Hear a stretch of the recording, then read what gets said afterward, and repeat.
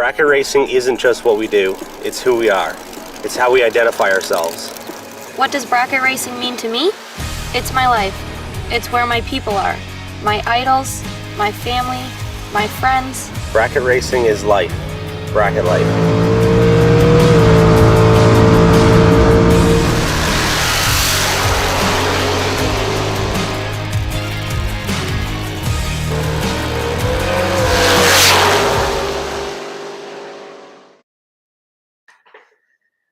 Hello and welcome back to the Bracket Life Broadcast, Canada's drag racing show. Normally this is the time I say with always my partner Andrew Sturck. Unfortunately, Andrew not here tonight, could not make it, but that's all good. We'll get through it. We got a great show lined up, a lot of fun. So we'll start off Canadian Countdown. Not a whole lot going on. Obviously, it is still early February. We're waiting for that World Series of Pro Mod deal coming up, right? We got a lot of Canadian content going there. So there has been some Canadian racing, not a whole, huge lot of results or anything that I've seen. Obviously, the Pro Superstar Shootout was a pretty neat deal. If everybody was watching that last weekend, so that was some racing you could watch. Other than that, we had the Winter Rumble, the second annual that we did in Belleville, the Bracket Life Practice Tree Challenge competition. So that was a lot of fun. I appreciate everybody that did make it out to the event. We had a great time, had some awesome, races and whatnot going on this year. We did 2 trees going on for the first 2 rounds. So we cut the race time pretty well in half. So we were, I think, just over 3 hours for each race. So that was, we were 3.5 hours, I think, for the first one and 4 hours with the split and whatnot after the main event. So yeah, made for a good day. It was a lot of fun. Trevor Tandy took the warm-up champion or warm-up winner down. Whatever. I'm tripping over my tongue now. 2K warm-up race. Trevor Tandy. There we go. Over Brody Belfoy. Now I got it handled. Main event was Dan Pepper over Julie Dubé. We ran 2 shootout races. Arnold Fox took out Landon Urslack in the final of the first one. Second shootout was Jordan Crow over Kyle Jessup. And bottom ball brawl, probably the loudest crowd we had, or largest, loudest crowd for who won. Michelle Henderson took down Glenn Tandy. So that was an awesome deal. It was a lot of fun. I'm really glad that we got to do that. I know we will be back for the 3rd annual next year. So anybody who's on the fence about going, you talk to your friends, ask some people who were there, talk to them about the event, and hopefully they convince you that is the place to be for 2025, which is crazy to think that that's coming up next year. But other than that, we'll get in. We have a great interview coming up tonight with Glenn Groh from NHRA. Tell you about some Canadian NHRA drag racing. I know we've talked about the National Open stuff before on here. Now we officially get to talk to Glenn. We had some big announcements coming out last week, so I'm really excited. I hope everybody takes a lot out of this conversation, and let us know any questions throughout the conversation. Type them on in the comments. So you're watching on Facebook or YouTube, and we can ask Glenn here. So without further ado, Glenn Groh, welcome to the Bracket Life broadcast, sir. Thank you for coming on. Thanks for having me, Brandon. Absolutely. How are you making out tonight? We're doing very, very well. Things are starting to rock here. We're shaking things up in Canadian drag racing. Absolutely. I love it. I'm excited for it. So Glenn, before we dive too deep into 2024 and what's to come for the National Open Series and everything else like that, I want to first introduce you to the people, to everybody. Maybe not everybody's heard of who Glenn Groh is, but you got a long history, about 40 years, give or take, right? So let's hear about that. Oh, I've been around a while, I guess. I got some gray hair and some battle scars. I started in the 80s. I jumped right in. I worked for the Safety Safari on the national event tour. Worked for the division on the safety tour there as a tech guy, safety guy. I've done just about every job there is to do at a racetrack. I managed Lebanon Valley Dragway in New York for 10 years or so. I worked on an alcohol dragster, We toured the country. We did pretty well. It was John Fink's car when John Fink actually drove it. So we had a lot of fun with that. And now I'm the Northeast. Well, I'm the Canadian representative for NHRA, taking care of things going on up here. Cool. Yeah. I can imagine that, there's a world of evolution that you would have seen in 40 years, right? And like you said, we talked a little before the show about some safety safari experience, but the evolution in the total world of drag racing, right? From the race cars to the safety equipment to everything else, the racetracks. Yep. So quite a view you would have of the whole. It's really something. I've been watching some of this NHRA TV and the old races and such, and man, oh man, a 7-second car was really fast. I mean, it was top fuel even, way back. But even when I started at Lebanon Valley, if you had an 8-second bracket car, you were the man. Yeah. It's crazy. It's just crazy in such a short time in the past 20 years how fast things have gotten. Yeah, it is. You're absolutely right. And then to now think of, and this just popped in my mind right now, that we got to see a Pro Mod door car go 5:14 in the quarter mile a few short weeks ago, right? It's unbelievable. Yep. Really what's going on. We had a quick comment here. I'll bring it up on the screen for you just because I think it's a great one. So Sean Paul says, thank you, Glenn, for everything you've done for us here in Atlantic Canadian drag racing scene. So that's cool. Good way to start it, right? Great way to start the show. That's the tone we're setting for this. It's a great gang out there. I mean, Canadian racers in general are great people. I mean, I had a lot of American exposure, and Canadians are just nicer. Yeah. We are. All of us. Well, you give and take on a few, right? But for the most part, absolutely. Yeah. No, I hear you. No, but it's fun to work with people that appreciate what's going on. For sure. Makes a huge difference for the effort that you're putting forward, right? Because this takes a lot of time, a lot of effort, a lot of work. It's a full-time job for part-time pay. Yeah, exactly. I hear you. So we'll dive into some of these ventures, I guess I'll call them, for what you're getting started for 2024. I think I said 2023 earlier. I might not have been. Either way. So 2024 rolling through. So now we've had NHRA National Opens for a while, right? Running in Canada, at the NHRA tracks. So we've had those, done that, been some great participation for that. Now we're turning it into a series, right? Yep. We're going to have a point system. We're going to make it not all of Canada, right? Because as we all know, this is a pretty large space. That's coming. That's it. I love to hear it, right? I'm excited for what's going to happen. But from Ontario, Quebec, the Maritimes, all the Atlantic provinces, we're going to lump those all together into a series. Yep. So which is really cool. So let's talk a little bit about that. I have the dates here. I can whip through quick. May long weekend, Toronto Motorsports Park. That's the 17th to the 19th. Naperville Dragway, July 19 to 21. Miramichi Dragway, August 2nd to 4th. That is a long weekend as well. Followed up by Cape Breton, August 9th to 11th. Toronto Motorsports Park once again on August 30th, September 1st. That's the September long weekend. And then Naperville Dragway, September 6th to 8th. That is going to be, we'll talk about it later, the Canadian Bracket Finals. So that'd be cool. But we'll start with the National Open Series. I want to talk a little bit about that, Glenn. What is it? Well, first, let's start with, we have a sponsor who makes it possible for us to do all this. John Scotty Automotive Group has, if you've ever met John, you know. He's just a great guy. He's a gearhead. He's one of us. And he's making all this possible. He stepped up and he's sponsoring the entire program. He gives us a truck and trailer to run around with. It's amazing. We ran the series the past couple of years with a points series for stock and super stock only. and it's time to step up. It's time to include the other classes.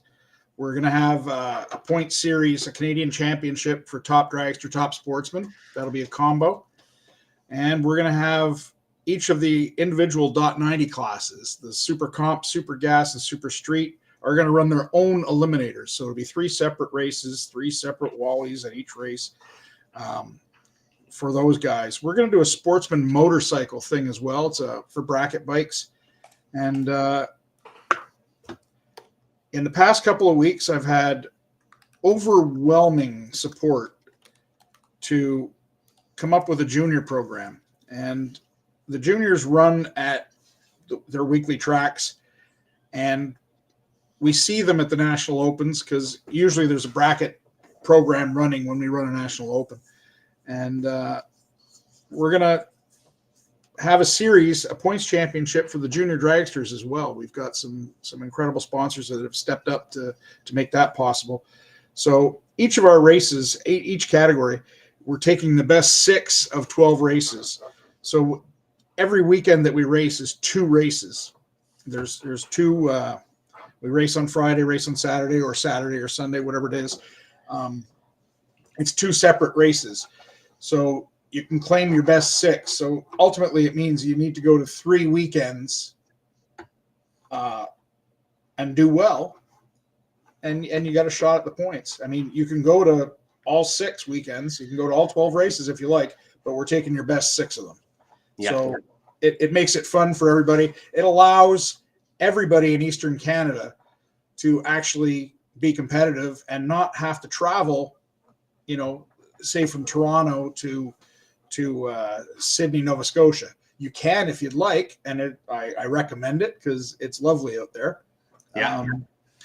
But it allows you to, with Toronto, the Toronto guys can earn 4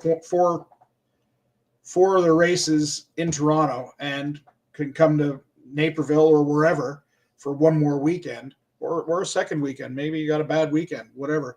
But it's not forcing everybody to run all 12 races. For sure. I definitely like that personally when we were looking at the schedule and the layout. This, as you just kind of alluded to, this forces somebody to try something different. If you've only ever raced at Toronto Motorsports Park and now being part of this series, you can race at home twice. Now you have a reason and a purpose to go try out a different racetrack as well. Yeah. Right. Support that other track, whether it is, Naperville, Miramichi, or Cape Breton. All awesome racetracks. I've raced everywhere except for Cape Breton. Haven't made it down there yet. But so great spots, right? And then the same for down east, right? There's 2 races in the Maritimes. Yep. Then they roll up in Naperville, obviously, for this series, kind of in the middle of that. So a great little spot for everybody going for the little tour. But I really like the setup and the 6 of 12 deal. Mm-hmm. Yeah, I think it's the recipe for now. Mm-hmm. For sure. Definitely a good start. So for this series, obviously you kind of nailed it, some of the classes we have. So for these classes, we'll hammer out now. Top sportsman, top dragster. Yep. Right. That will be a all 8th mile deal. All of those yep. races. Yeah. Perfect. And then stock, super comp, super gas, super street, as well as juniors now are a part of the series, correct? That's right. Yep. Perfect. And those are obviously, other than junior, quarter mile run classes as well. Yes. For all the events except for Cape Breton. Yeah. Cape Breton is an 8th mile track. Yes, for sure.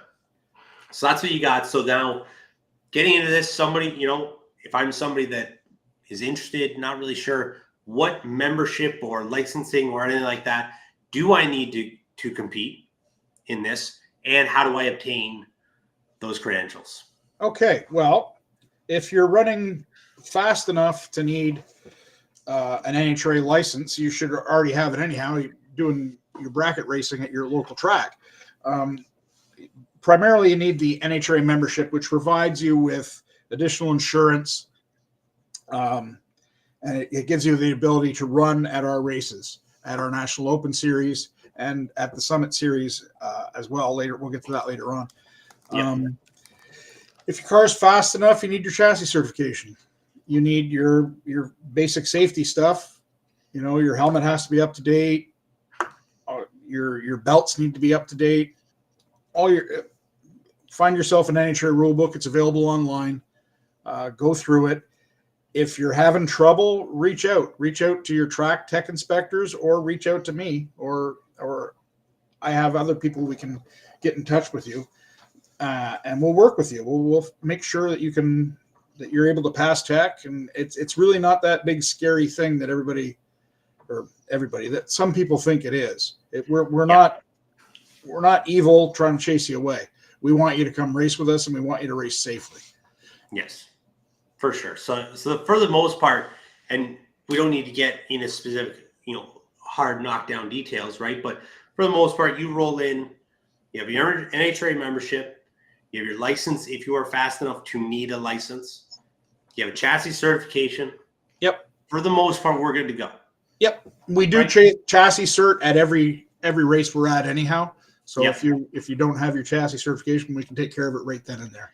As well. And then same for getting your NHRA license. Yeah. That is all license and membership. Yeah. Yes. Can be done when you roll in. Don't roll in Saturday morning. No. For your time runs, on the test hoping day, to get your license on and be ready to go. But or you can get it done at your local track, at your local NHRA track. Yeah. They know the procedure. They'll get your license to you. Yeah. Exactly. So that's good. So now everything's simple, easy for the most part, right? It's run not this that series. bad, yeah. Roll in, and then I don't want to kind of corner you on this. So is every Friday of those races going to be a test day, or do you generally? We have a test day the day before. In the east, in Miramichi and Cape Breton, because so many guys do travel, we tend to run a test day on Thursday and race Friday, Saturday, using Sunday as a rain date. Interesting. Yeah. And I know after last year, all the guys down east, they need that because they had a lot of rain dates last year. Holy man. Yeah. Everybody got hammered last year. It was horrible. We got very, very lucky, but we're always fighting Mother Nature. For sure. So that's how the races are going to run. That's what classes are going to be there. Now, as well as that, there will be the local bracket racing program going on as well. So even if you're not coming to run the NHRA series, or you want to just dabble in a little bit of both, right? Mm-hmm. Then you still have that as an option for all those classes too. So how does the point system work? Obviously, we said 6 out of 10 races. How does it work for the what counts as points? How many points do you get for qualifying, round wins, things like that? Do you have that info? If not, then I don't have that in front of me. Yeah, all good. It is the standard NHRA point system. Yeah. It's like 10 to 13 points per round kind of thing. Yeah. Okay. I thought so. I know I meant to bring that up before, but that's all good. And then I had one more. Now, of course, I forget. I lost it now. I'll remember it though. Well, we could touch on something else while we're waiting here. The season, the champions of each category, we're going to have the Canadian Drag Racing Hall of Fame has a gala every year with their inductees. And we're combining our award ceremony with them. It's quite the do. It's usually held at Lamborghini Montreal, which is very cool. We're talking about doing it in one of John's other venues, which is so cool. It's hard to describe. Yeah. But 300 classic cars. We'll start there. Yeah, absolutely. So each of the champions they'll get a series championship Wally, the big gold one. I don't know if you get on the National Open website, there's a picture of Guy Desjardins with his big gold Wally and a big smile and a tear in his eye. It's pretty amazing. And each of the champions will be honored there at the Canadian Drag Racing Hall of Fame in November. That'll be awesome. As you said, I've heard a lot about it. I've never attended, but there's never been anybody that I've seen talk about the Canadian Drag Race Hall of Fame ceremony that was, No, it's whatever, over the right? top. Nobody has ever not said how awesome of an event that is. So that'd be really cool. So, just an added bonus Yeah. for that, right? That'd be really cool. Just the prestige in general. I've always thought that about NHRA. That was a prestige thing. We spoke a little before. The NHRA Wally still is the top, prize or trophy in drag racing. An NHRA championship, whether that's divisional, world championship, or now a national open championship, some of the highest honors you can find in drag racing, right? So this is going to be really cool and deserves to be celebrated in a manner like that, at the end of the year. Yeah, absolutely. I mean, it is an honor. It's an honor to earn one of those trophies. Yeah, 100%. So, Glenn, we got a quick question from Brock Godmere here. So I'll bring it up. Kind of what we were talking about just a little earlier. How stingy is tech going to be for the event in Naperville? Flex plate on the car not going to have to be expired. Full-fledged NHRA tech rules where you don't run at all. Then, Brock's got quite a long drive to get to the track, so wants to make sure he has all the info set up. But for the most part, I guess it's everything that we just kind of talked about. Membership, license, chassis cert. Your equipment should be in order. I mean, if you've got a really old flex plate, why are you doing that anyway? Really? Yeah. Correct. We're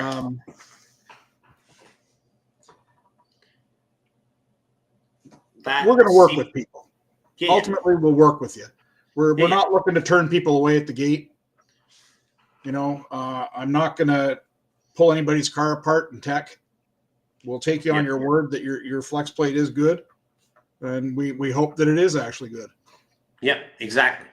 Right, for sure. And that, along with seat belts, helmet, your proper fire suit and safety equipment in the car. Yeah. Right. All those. Yeah. Everything really needs to be in order. There's some things we just can't look past. For sure. You just brought those up: the helmet, the seat belts, the chassis certification. And I mean, really, flex plates aren't that much money. It's not even worth having them recerted these days. Mm-hmm. Yeah, that's Brock. Brock did throw another comment in there. His flex plate expires as of this year, so that's 2024. The end of the year. Yeah, you're good. Yeah. Come on and try it. Have fun, right? That'll be all good. So for the most part, right, like I said, and that's a big thing that we want to try and accomplish tonight is it might not be as scary as everybody thinks. No, that's it. And as I said earlier, give us a call. We can walk through this and kind of check your car over the phone to see what you might be missing. Yep. For sure. And we'll help you. We're willing to work. I mean, as I said before as well, contact your local track. Talk to your tech inspector there. Every track has certified tech inspectors, and they can help you. Mm-hmm. Mm-hmm. Absolutely. So I think, get through all that stuff. Brock's asking what number to call in regards to that event. He wants to try and mark that down right now. Is there a certain number that's best for you, Glenn, or is there? We can get this all in. Get in touch with me through the NHRA National Open Series website, the Facebook page. Yep. Perfect. Yes, absolutely. So we will share NHRA this to Canadian that as well. National Open Series. Absolutely. Yeah. Whip on that. Send Glenn a message on there, and should be all good. Get all the information. Lots of it's better to ask the question before than show up and not know, right? Mm-hmm. Even for certain little things, right? Most of it to this point, I think it was all just made sense. Yeah. Right. Like all the things that you expect to need when you show up to one of these events. That's just kind of. I mean, if you're driving a real fast car, you want your stuff to be in order anyhow. Oh, exactly. Right. It's in your own best interest. I'm not driving the car. Yeah. Really. Yeah, exactly. Right.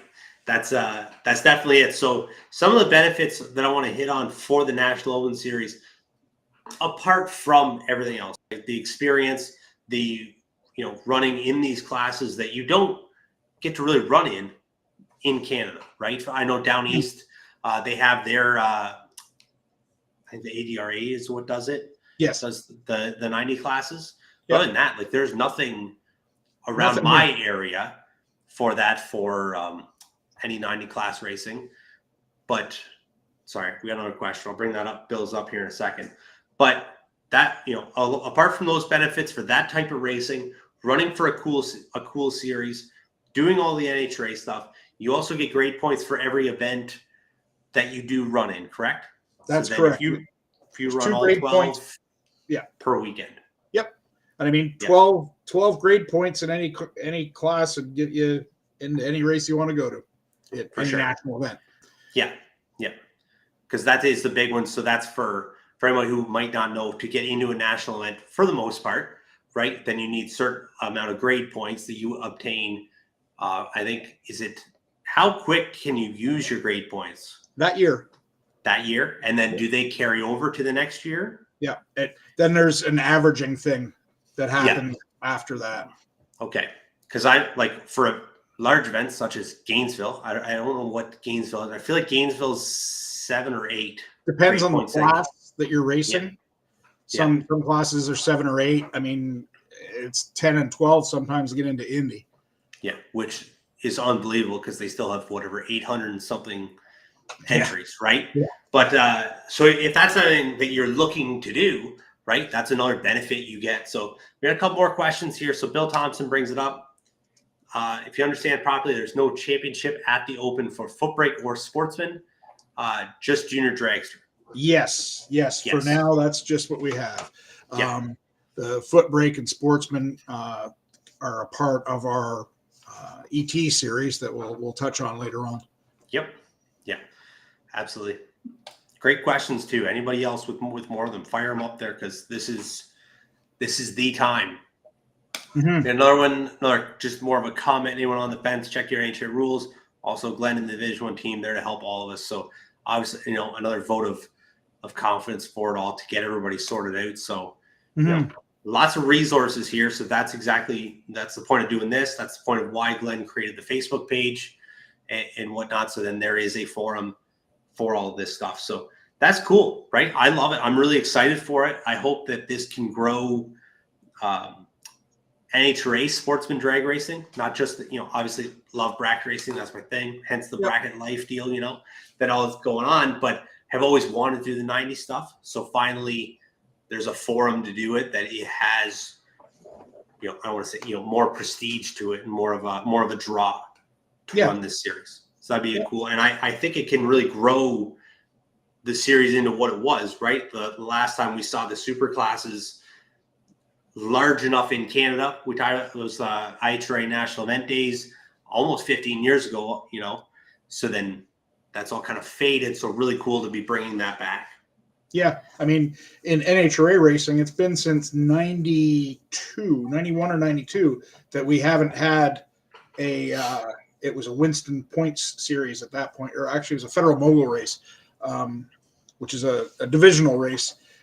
We haven't had those in many, many years. And actually I was looking at the entry lists for the last couple of years of those races, and I just wanted to see, what the numbers were. And the last one at San Air, we had 280 cars. And of that 280, 80% of the guys were American. Wow. So, yeah. So really, there wasn't that many Canadian. We have more Canadian racers now than we did then. Yeah. Believe it or not. That's a shocking number to me. Yeah. But neat, right? Neat information there for it. So as well as the National Open deal that we have going on, the National Open Series. So anything else you want to hit on, Clint, before we roll on the National Open stuff? I think we're good on that one. Narrowed that down. So additionally to that, you've also just recently introduced, I believe it was last week, a Canadian bracket finals, which is really cool and really exciting for the masses, whatever class you run in, not just on the super class level. That's it. I mean, ET racers in the past have had to. We haven't had a championship in Canada. Everybody's had to go on down to the States to compete in the bracket finals, which you can still do. But we're going to have our own bracket finals up here, where each track, if you're in a points system at your local track, you can come run in the NHRA bracket finals. I mean, it's got to be an NHRA track, obviously. Yep, for sure. But I mean, that doesn't prevent somebody that is involved with the other sanction going to an NHRA track for a couple of points races and able to be able to get into the bracket finals. I mean, we're going to have a Canadian champion in all our categories, Super Pro and Pro. I mean, the nomenclature on bracket racing is it varies all over, but I mean, you have traditionally your non-electronics class, and then your electronics class, bike, and a sportsman class. Correct. Yeah. So the sportsman class would be the mix in between, right? It would be a no box bottom bulb with bottom bulb, no electronics at all, no trans brake. Okay. In the pro category, you're allowed to have a trans brake, but no delay box. Correct. Which is, as I understand it, the way most tracks have gone anyhow. A lot of them have. Absolutely. Yeah, I mean, there's I struggled to find two that still don't allow trans brake in for sure. Yeah. Yeah, because I think I believe in our area, Lustville is the only one that we have a strictly Super Pro and a strictly foot brake class. There is no bottom bulb class per se. Yeah. So yeah, absolutely. So then that is a championship for all those classes. So everybody who was talking, this kind of answers Bill's, or kind of pertains to Bill's question earlier about the no championship for foot brake at the Opens. This with the juniors, because I know Bill's got juniors now. So this gives him those two races at Toronto Motorsports Park. Yep. Right, for the point series, and then roll to Naperville for the Canadian bracket finals. And then, there's then you have the foot brake championship as well as gain the points for juniors. So Bill Thompson, once again, wants the ET brake in sportsman. TMP runs a pure foot brake class. We that have one off. I don't know off the top of my head what the brake is. Oh, hang on. It could be on this. I didn't want to be searching through pages, but that's how it goes, right? That's the fun of doing the shows live and having the live questions. I don't have it in front of me what the break is, but it's pretty liberal. So it's a pretty widespread. Yeah. So we can get that information for Bill, and then any other questions, like you said, message on the Facebook page, or if we find it later on, I'll make sure I send that off to him as well.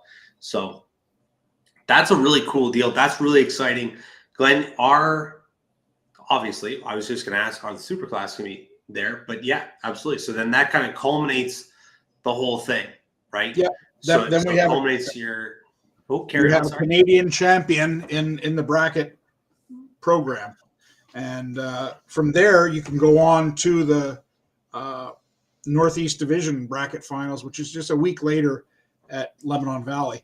And in the future, if this takes off and we get the participation that we're hoping we get, this will be a direct line to going to the World Finals in the U.S. Which is awesome. Yeah. Right? And huge news. And after we just watched, I know all of us here, we just watched Mike Konopacki do just that on the bike and sled category. The first thing I said to Andrew is I want to figure out, well, how do I do that? Right. Mm-hmm. So then this is going to be at some point, not for this year, but this is working to be that open for Canadian racing. So Nick Brunet on it. Thanks, Nick. Set right up. Classes to be contested: Super Pro 415 to 749. Pro trans brake permitted 540 to 1155. Bike sled 450 to 1025. And sportsman 735 to 1350. So I believe that's sevens. Would that be those are all 8th mile numbers, I believe. Yes. Yeah. Yes. Yes. So we'll see if we can get some, because all those classes will be quarter mile. 8th mile. These will all be 8th mile. All 8th mile. Yep. There you go. There you go. So just for these sportsman classes will be 8th mile. I guess they're all sportsman classes, but so we make it clear for everybody. So Super Pro, Sportsman, Bike Sled. Yeah, something doesn't junior. look right with that 7:35 to 13:50 on the 8th, though. I agree. Unless that, because I know Nick runs, I think Naperville runs quarter mile for the sportsman classes. They might. So that might be rules from Naperville, but we'll check that out. But it's rules that I actually handed them the sheet last week. Yeah. But we'll look into the sportsman. We'll finalize that. We'll get that info. We'll get that info out to the public in the next week. We just wanted to get the big announcement out last week, so we'll get more detailed stuff out. In the weeks to come. Excellent. So for this, to make this, as I said, clear for everybody at home watching. So Super Pro, Sportsman, Bike Sled, Junior, 8th mile for the bracket finals. Yes, actually the juniors will be running at the bracket finals, but they won't be a part of the summit program. They'll be a part of our because of the National Open Series. Correct. We didn't get a chance to get that put together for this year. This was all put together at PRI in December, and the junior race just didn't get assembled properly. So for sure. So that happens, right? But still awesome, an awesome prize for them to run for, and still running for a championship at the Open Series. So yes, so that's a cool deal for sure. Yeah. So there you go. So those will be 8th mile. The rest that we mentioned earlier will still be quarter mile for those events. Yep. Which is fun. Do you know offhand right now, Glenn, will those classes such as like Super Pro and Pro, will they be 8th mile for every event that you run or just for the bracket finals? For Super Pro? We don't run Super Pro at the Open Series. Because that would be just based on whatever the home track runs. does. Yeah.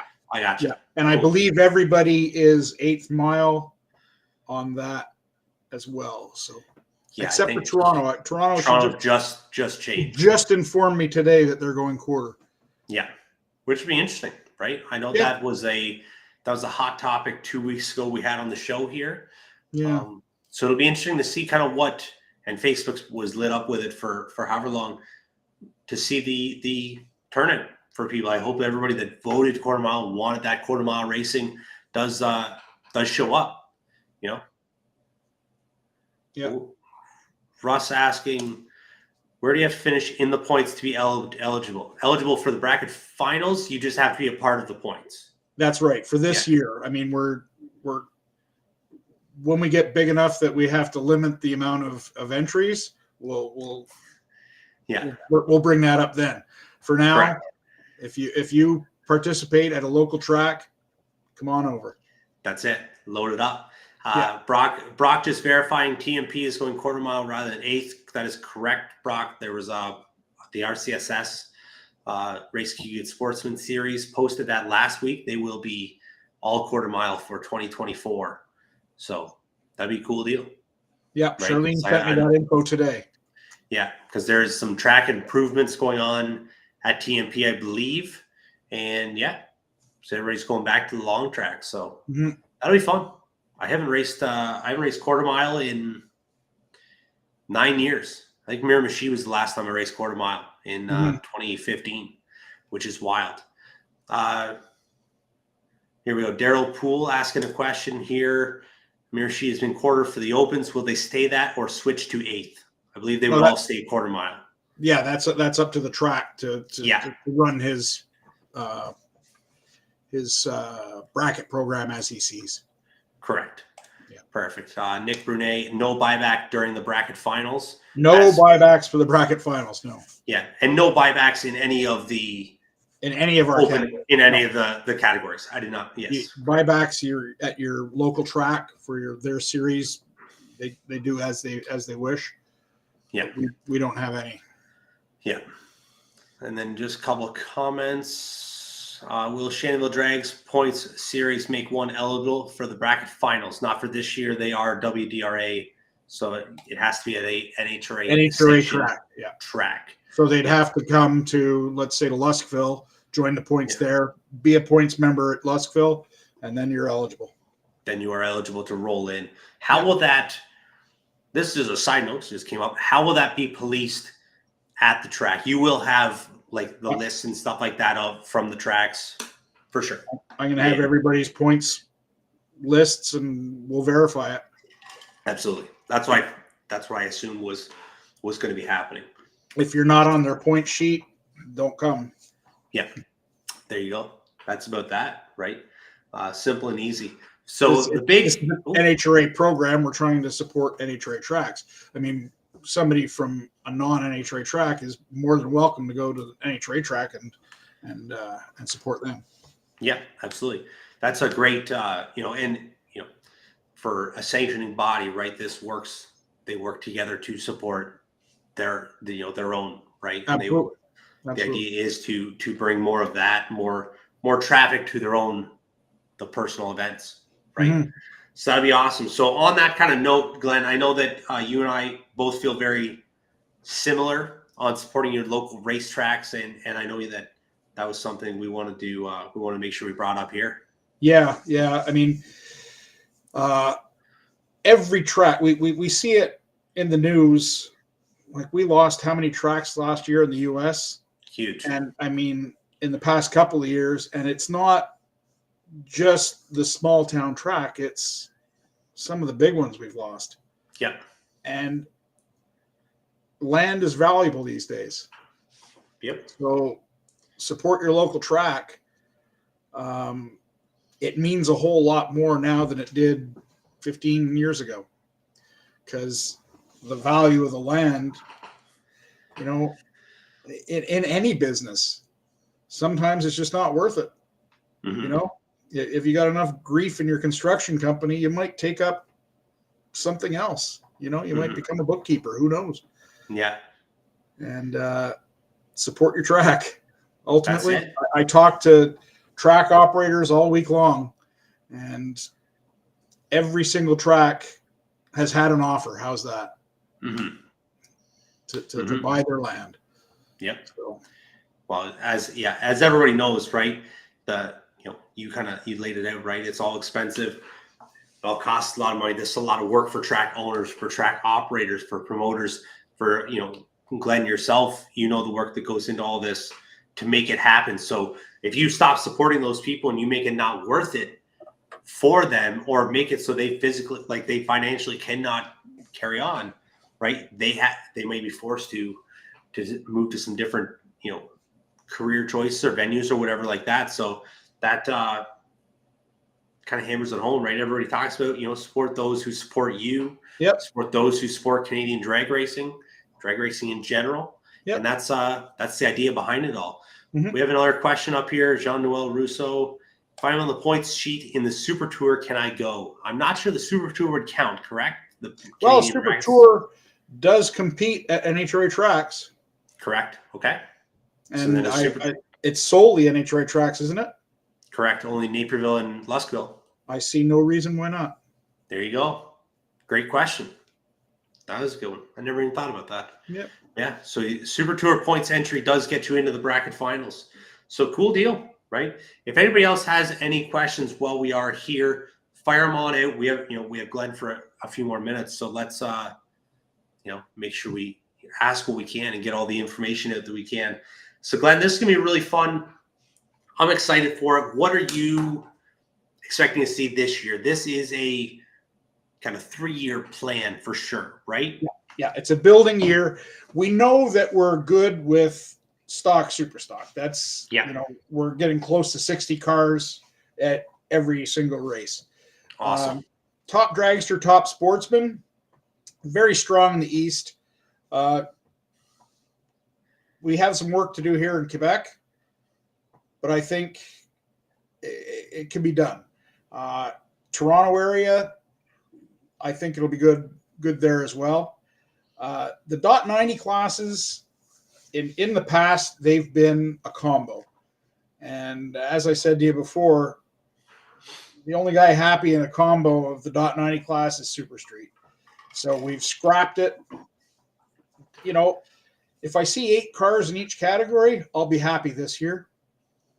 I really will. Sportsman bike, I see the bikes running at every track we go to. Let's give them a place to play, and I think they'll come. And the juniors as well. They're already there, so let's run them. We'll run them in a point series, and let's have some fun with this. Absolutely. Love it. Tim Knight, will Top Dragster, Top Sportsman be at every national open? Yes, sir. Yes. Everyone. Yes, sir. Absolutely. 2 races. Yes. At every open. So it's 2 grade points. You can pick up 4 grade points and not leave Ontario. Exactly. Yep. Right. So Glenn, this is just a side question, kind of, because we talked about the track lengths and stuff earlier. Why, and we don't need to get heavy into this because I guess I'm kind of opening a can of worms. Why Top Sportsman, Top Dragster, 8th mile for this? It just seems to be what most of the tracks are already doing anyhow with the faster cars. I gotcha. So it's just a good place to land. Yep, for sure. Love it. We got some. I gotta make sure I gotta scroll up for these ones. Chris Chapman, Glenn, will there be any restriction on running both the Open and bracket finals in April if one happens to qualify for the bracket finals? No, you would be able to run both because you would still have the be able to run like the .90 classes, Top Sportsman, whatever it is, and one of the other classes that is competed for, right? It's a separate category, so yeah, so no restriction for that. Separate series. Yes. And then we talked a little bit about it, no double entries in the same class. In the same class, that's correct. I mean, unless you have a stock and a super stock car, or a top sportsman and a top dragster. Yeah. That's where it's permitted, but the same car cannot run in 2 categories. Correct. But you could run the same car in my case, I hope to run Super Comp and Super Pro. Yes. I could do both that, but I couldn't, with one car. And if you wanted to run Top Dragster and Super Comp, you would need 2 cars. You could not run the same car in Super Comp as you do Top Dragster. Mm-hmm. Yeah. Correct. Yeah. So just clearing all those up, right? Because these are little questions that everybody has. So we'll see. David Anthony. So to be clear, to be able to compete at bracket finals, you just need to be registered in points at an NHRA track. And also, if you are in Top Sportsman, Top Drags, you can run to the bracket final. Yes and yes. Yeah.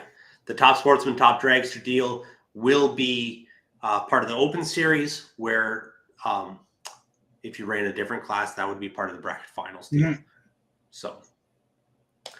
Mark Bedard, why not Super Comp and Top Dragster with the same car? That's always been an NHRA rule, I believe, for all the classes. You cannot run the same car in more than one category. You go to a national event or a divisional, one car, one class. You can run 2 classes, or however many multiple classes, I guess, right, that you can get cars into. Yeah. As long as they are separate race cars and show up in a timely manner, right? Same as double entering in anything. So not going to be trying to push guys out and keep it away, right? Because more entries, the better for the whole deal. And it's just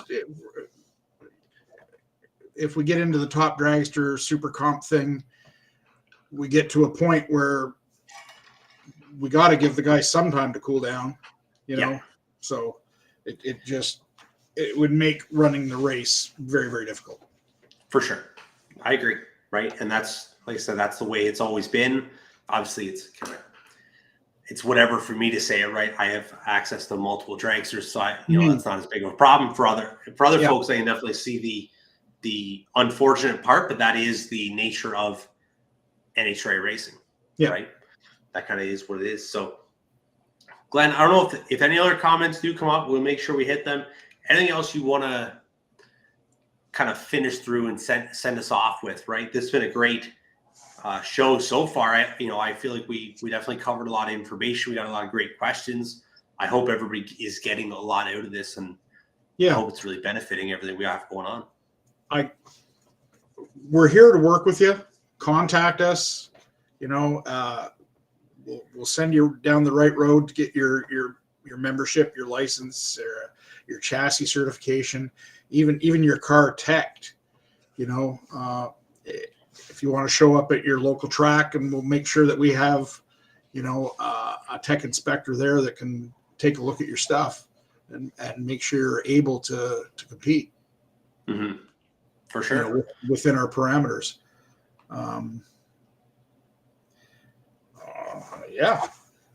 That's what I got. That's absolutely. No, I think that's pretty good, right? It covers all the big things. Like we said, we kind of dove right in to the start of the show, aiming at the big-headed monster that is NHRA tech that everybody is afraid of, right? So, so we kind of tackle over that. Yeah. We'll work with you. There's a limit to what we can do, but we'll work to the best of our abilities to make sure that you can get down the racetrack. For sure, right? And we've spoke to everybody who is listening, right? This is obviously we had the new NHRA rules come in. You need the Hans device or the neck restraint device, the helmet sock. All those items are available. Pro1safety.ca. That was an easy little shout out to all the guys at Pro One. We're ordering some belts here. Should be in the next week or two. We're figuring out what all we need, and I'm going to place a big order. So everybody looking for safety equipment like that, shop more Canadian if you want. Shop wherever you want. Support whoever you want. Love it. This Canadian people. Pro1safety.ca obviously huge with Bracket Life, so that's where we're getting our equipment from and sorted out. So be prepared for those things. We have lots of time. We are still in February, but get on it because it comes fast, right? That Here we go. Brock's got another one. The Hans device, as long as you don't go through 150 miles per hour in the eighth, it's not needed. That's the 150 miles, yes. Yeah, that's right? The way I read the rule. Yeah. So for those quarter mile classes, then I don't think it matters what length of the track. If you go 150, then you need it. Yeah. And I can't remember what the ET brake was on that. If it was I don't have 7, I'll have to find it. But it was up there. Like more either way, it's a good idea. Yeah, for sure. For sure. We have it, as I said, on all 6 of our cars. We all use it. We all have a different variation of it. I have the Hans ones. I know Rachel has the Simpson version of it, right? So it's kind of whatever. There's lots of options. You don't have just one that you need to choose, and it's not just the $2,000 Hans anymore. You know.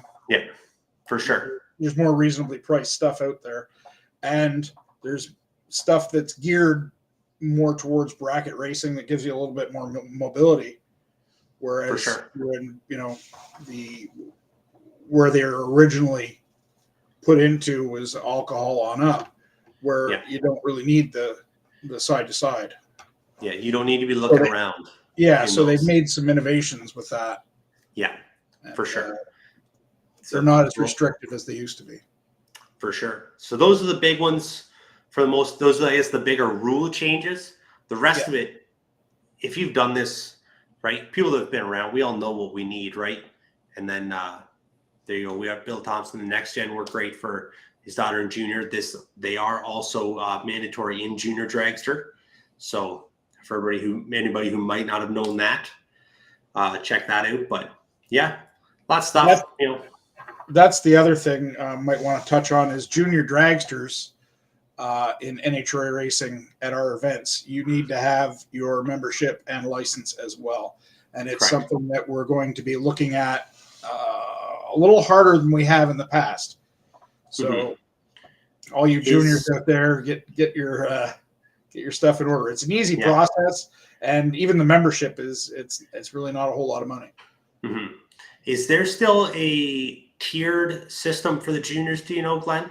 Like I know when I got my junior license, there was like a 991, an 891, and a 791. I think. I am not sure. I don't know if there is either offhand. I don't know if somebody does know, but either way, that is something that can be looked up as well. But yeah, something that can be figured out. And whatever, when you roll in, like you said, or when you are set up to get your license, that's all the information that will be on hand. Yeah, and sure. and your local track will help you with your licensing. Yeah. For the junior, for every category for that matter. Yeah.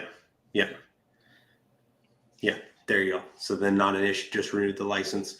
That's awesome then. So that was a great show. Yeah, I see there he says notary is an issue with the license. Okay. I'm actually working with California to see if we can get that approved by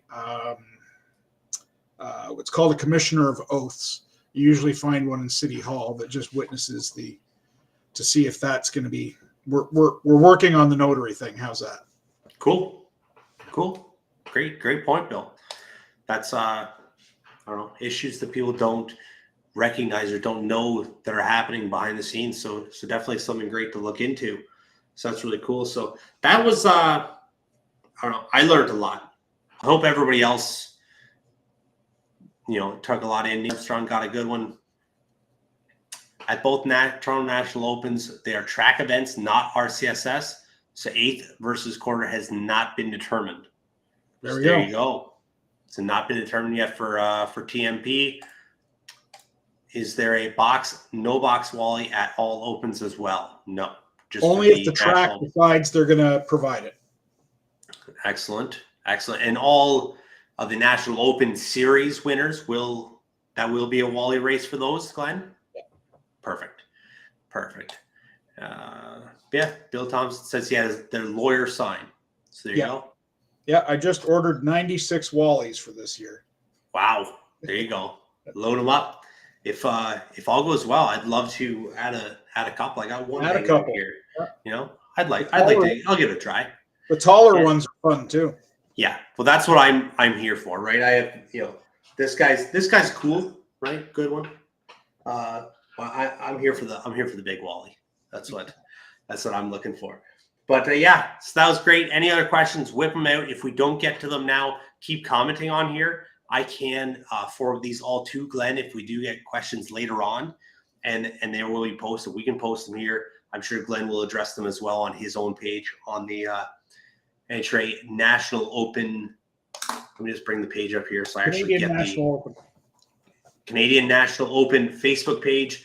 You can contact Glenn there. You can contact on Facebook, obviously, as I just said. I think I said it multiple times, but talk to him.